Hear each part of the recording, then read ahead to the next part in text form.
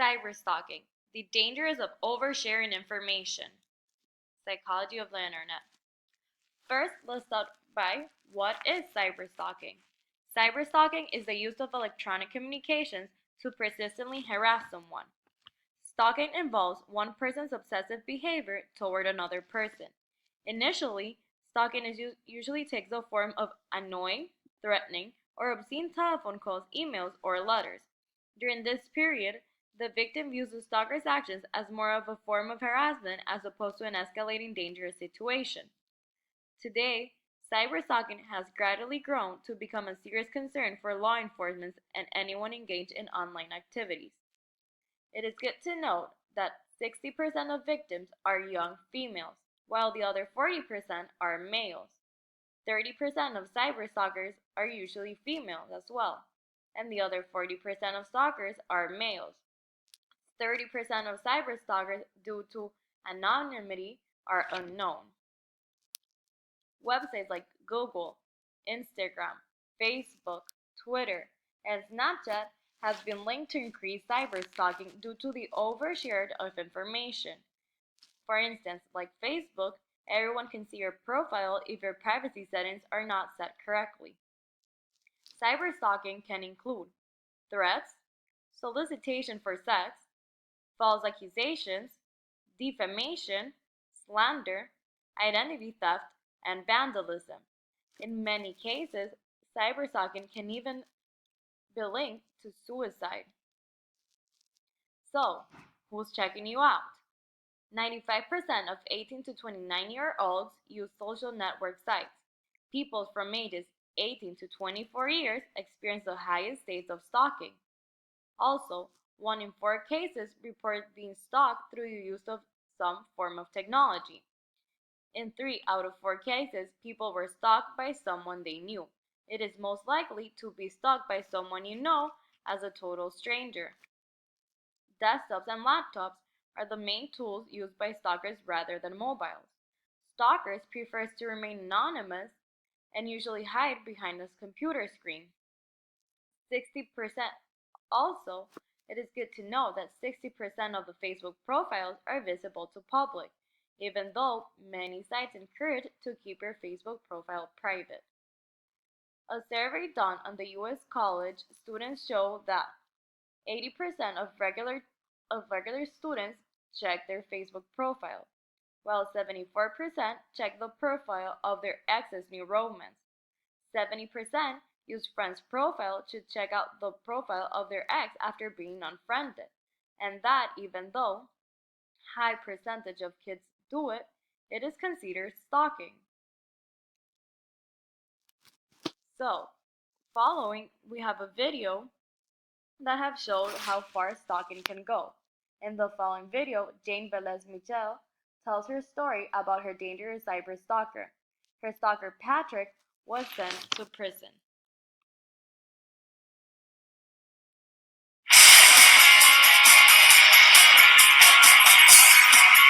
Here's the really scary part. With good behavior and time served, this character may walk out of prison in just 2 years. 2 years, 24 months, straight out to my very special guest, Kristen Pratt. You are the woman who suffered this abuse, this abusive stalking. First of all, I want to say bravo to you for speaking out about an issue that affects so many women. It's a huge problem in this country. This guy, even the defense admits, according to what we saw at the trial, is very mentally unstable. What are your fears about what could happen when he gets out in 2 years? um, it's gonna go right back to where it used to go. Like, I'm going to have to deal with this all over again. I'm gonna have to worry about making sure that I'm safe, always looking over my shoulder, always looking around a corner. If I ever am coming out of a building, I have to look both ways. I spent most of the past 5 years in fear. If I ever saw him, I would have to turn right back around. I'd go right home, and I would spend most of my day in the house. I wouldn't even leave. Did he follow you around? He went to places he thought I would be. So, UCF, where I went to college, University of Central Florida. He would go to cafes or restaurants around. He hitchhiked and would just stay in Orlando, just homeless, hang out to try and find me. So he's a homeless guy. He's not a fellow student. He was a homeless man. How'd you meet him? Um, it's a difficult story to That's all explain. right. Give us a In short Florida, there's a program called dual enrollment, Yeah. where when you're in high school, you take college classes as Yeah. well.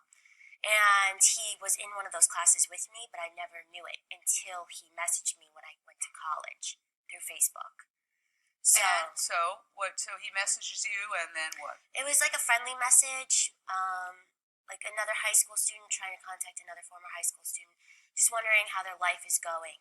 And so I answered them, thinking, all right, yeah, this is my life, this is how it's going, how is yours? And then they started getting really weird and excessive. And so I asked him to stop, and they didn't. They just got worse and worse. And then And was there a sexual component to it? yeah, definitely. He said some really weird things about wanting to start a life with me, going on his land, he called it. And I would just be with him on this land, and nobody else would be around. And he would say things like, I don't know if I can get vulgar here, but he wanted to just have me stand there naked, and that would be the best thing that he could think of. It would keep him from thinking about death for at least 6 hours.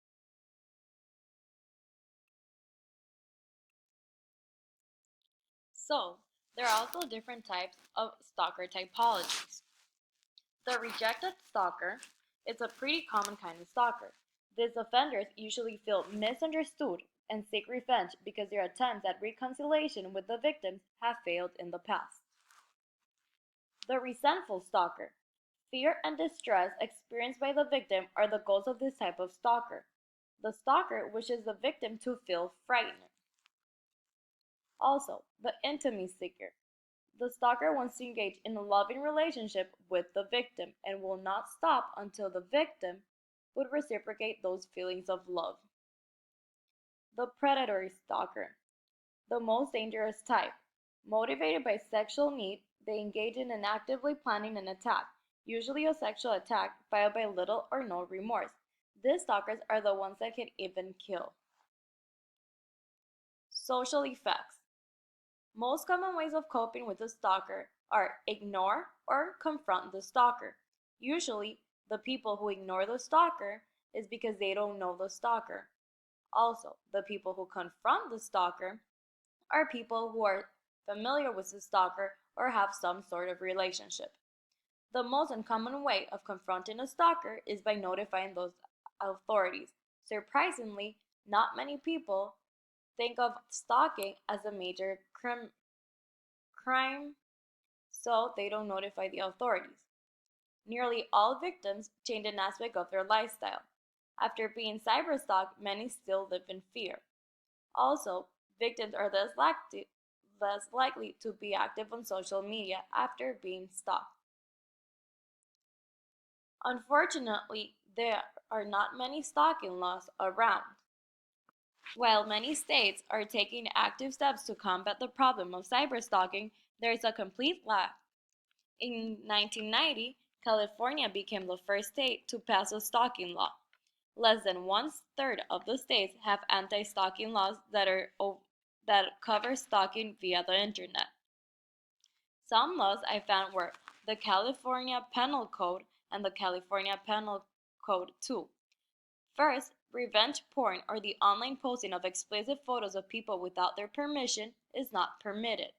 In the second penal code, it states that it is a crime to use an electronic communication device to distribute personal information of another person without their consent. While researching, I came across with different websites that help victims of stalkers. This website's sole purpose is for counseling and assistance of stalking victims. Discussion question. Have you ever felt threatened by anyone on social media? Do you believe cyberstalking should be punished more severely by the law? What action should authorities take in order to stop avoiding cyberstalking? In conclusion, cyberstalking is a real social problem that is rapidly increasing. The increased use of the internet makes cyberstalking easier. Sadly, as mentioned before, legal acts against cyberstalking still remain little. Today, people feel limited when they experience cyberstalking and go to the authorities because there are not many laws that protect them. Most of the laws protect stalkers who have an intimate personal contact with the victim, not contact or threats via the internet.